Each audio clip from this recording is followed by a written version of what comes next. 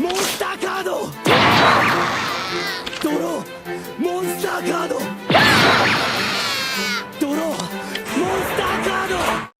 Hope you liked that intro. Greetings YouTube, welcome back to the Meta Nerd channel. I am Marcus, bringing you another video for Cardfight Vanguard Overdress. In this video, we will be going through the Sanctuary for Cardfight Vanguard Overdress. That deck being Bastion, the Apex ruler, alongside with his Grade 3 minions, and there's a lot of them. So as for the whole mechanic of Bastion himself is that the deck is mainly consists of grade 3s and also triggers due to how Bastion works, because Bastion requires you to drive check into a grade 3 in order to restand a rear guard, meaning that if you really want to maximize your chances of drive checking into a grade 3, you will need to run the maximum amount of number of grade 3 as possible. Bastion as a deck, it's more focused on building a full board of grade 3, so meaning that once you have a full board of grade 3, there's actually a grade 3 unit that actually helps you with boost. There is a concern where it has a very low shield value because of the amount of grade 3s that you have, but once we see later down in this video, you will able to see why you will want to run the maximum amount of grade 3s, because there are some grade 3 skills that actually compensate for the low shield value. This is one of the decks that is able to rush early without using a lot of resources, because most of the time your hand is gonna consist a lot of grade 3s. So even if you just call it down, or even if you don't call it down, the grade 3 in your hand will have 0 shield except for a few cards. It is one of the best rush deck, because if based on you normal riding into Bastion, if you manage to dry check into a grade 3 unit, you're able to call it in the front and then therefore rush from there, which you don't really need to cost either a counterblast or a soul blast. It has a extremely powerful column, because Bastion actually gave each and every grade 3 unit a 2k power continuous. Every grade 3 on your board is gonna be a 15k attack, and if you do use one of the unit skill to allow your grade 3 to boost, each column is gonna hit for 30k at the minimum. This is one of the most beginner friendly out of the 5 starter decks. The good thing about this deck is that it's beginner friendly and it's also really strong. So I do recommend you get this deck if you are a beginner. For the right deck, we have of course the standard right deck from the starter deck. Nothing much, because the other right line for Hexal Orb does kind of restrict into her own right line, so you can't really like interchange them. So this is the right line that you will be using most of the time, unless of course Bushiroad do decide to introduce a new right line for Bastion. So basically this whole right line requires you to have a lot of grade 3s unit in the hand. For example, the grade 1. If you ride the grade 2 on top of the grade 1, you are required to show your opponent 2 grade 3 units, and you check the top deck. If it's a unit card, you actually call it. So no matter what card that is being checked in the top deck, you're gonna call it, except of course order card. That card will not be called and will send to the drop zone. However, this skill is still in RNG. It's not really the best out here, but it does increase your rush potential. And of course, you do run into the danger of Superior calling your over trigger. And of course the grade 2, if you ride Bastion on top of the grade 2, you are required to show 3 grade 3 cards from your hand in order to draw 1, which if you don't run the maximum amount of grade 3, you are in danger of actually not activating this grade 2 skill. Next is the main attacker for the whole Bastion deck. Surprisingly, there's only really 2 potent attacker. I mean, there are a lot of grade 3s that can be a potential attacker, but then there are actually 2 grade 3s that function solely for the purpose of being a main attacker. The first one we have is Fossat. Of course, everyone knows this is the favorite card for all Keter Sanctuary player. Not only is this card a resist unit, it also helps Bastion countercharge and soul charge, which tend to use quite a lot of soul. And do note here, Fossat skill is mandatory, so if you attack hit with this card, you are mandatory to countercharge and soul charge, so do be careful when you plan your attack phase. And also, if you do attack hit a rear guard with Fossat, the skill still procs. The next is of course Elden. Now Elden is kind of like a board setup card where you call him out, you counterblast 2 and soul blast 1 to call another grade 3 from your hand and basically draw 2. That's basically a hand resources for you to get the key pieces that you need, maybe another foresight or another order card. The main reason why Auden shines is because of the second skill. When he attacks, if you have 3 or more grade 3 units, Auden will plus 5000 power until the end of turn. Meaning if you are able to dry check into a grade 3 unit with Bastion and re-stand Auden, that 5k power is gonna stack. So this is one of the reasons why Auden is such a good main attacker. Next, for utility support, we have actually quite a few for this section. The first one is the grade 3 order card for the starter deck. This card is similar to Auden. Now the beauty of this thing is that if your opponent decided to rush you and you are at 4 damage, you can actually use both Auden and this order card to draw 4 cards in total, which is actually quite insane. And furthermore, you can actually choose another unit to plus an additional 5k sub power. And the best thing about this order card is it's a grade 3.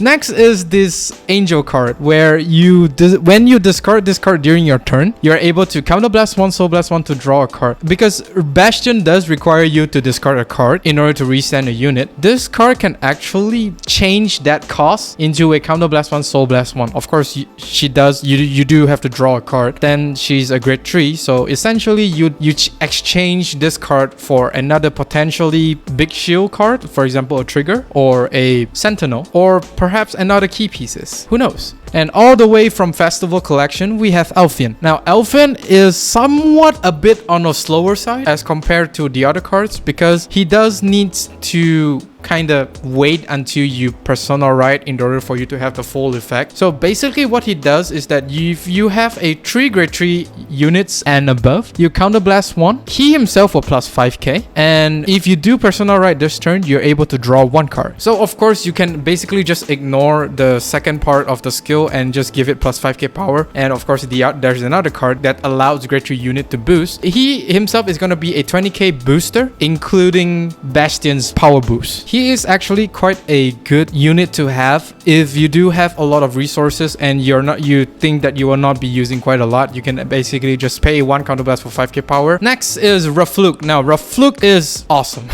If you do manage to call this card at the beginning of your grade 2 turn by riding your right line, you're able to soul in this card and choose 1 unit to plus 10 and maybe use him as a cost to pay for 1 order card that we will talk about later. And then of course, since you will do use quite a little bit of soul, this unit is a godsend for every single Bastion player. To add to the already awesome card Rafluk is, it gives 1 unit 10k power. So by now I think you understand how meaty of an attack that Bastion will have. Lastly is this angel card. I do not recommend you running this card because the problem here is that she is a grade 1 and she uses 1 soul blast. But if you do want to run, this is actually quite a decent option, because after it attacks, you basically soul blast 1, retire itself to draw 1. So basically she exchanged herself for 1 soul and 1 draw. So I personally wouldn't recommend you running this card, but an option is an option. Next, for the offensive support, the first one we have is this Divine Sister. Now she is a little bit on the RNG side because you will need to dry check a trigger, which may or may not happen, but then you can also run this card, and if you do dry check into 1 grade 3 and 1 trigger, you can have a 5 attack for Bastion. However, the problem here is that not only you will need to dry check into a trigger, you will also need to counter blast 2, which you might not have enough to use her skill. So on paper, she is quite good, but in terms of practicality, she's not very good. But if you do want to run her, feel free to run. But next is the MVP for Keter Sanctuary Bastion, Dark Strange Dragon. Now, of course, this card is the one that I keep mentioning that you want to Soul Blast 2 to actually give all your grade 3 boost. This is the card.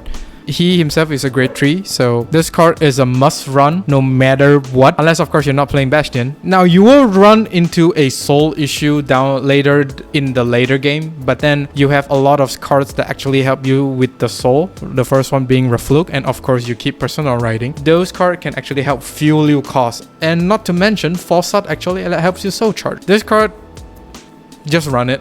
It's so good. Next, we have another Angel card. Now, this card, similar to the Divine Sister, she does cost 2 counterblast, but then she gains a crit. So if you do use Dark Strain Dragon together with this card, you're gonna find yourself with a 30k attack column with a critical. But the downside to this card is that the critical only lasts until that battle. Really read the situation in order to use this card. I mean, of course, if your opponent is at 4 damage, just use it because this will actually force them to actually guard this card. Next is defensive support. So for defensive support, there are actually quite a few, and I'm telling you, these defensive support are very, very good, and it helps compensate on the overall low shield value for Bastion. The first one is this Angel. If your Vanguard is Apex Ruler Bastion, for every 2 of your grade 3 units, this unit will gain 5k shield, counting this unit as well. So even if you only have Bastion as a Vanguard, you throw this card down, she will still get the 5k because she will count herself as well as Bastion as your grade 3 unit. So this card will potentially be a 15k shield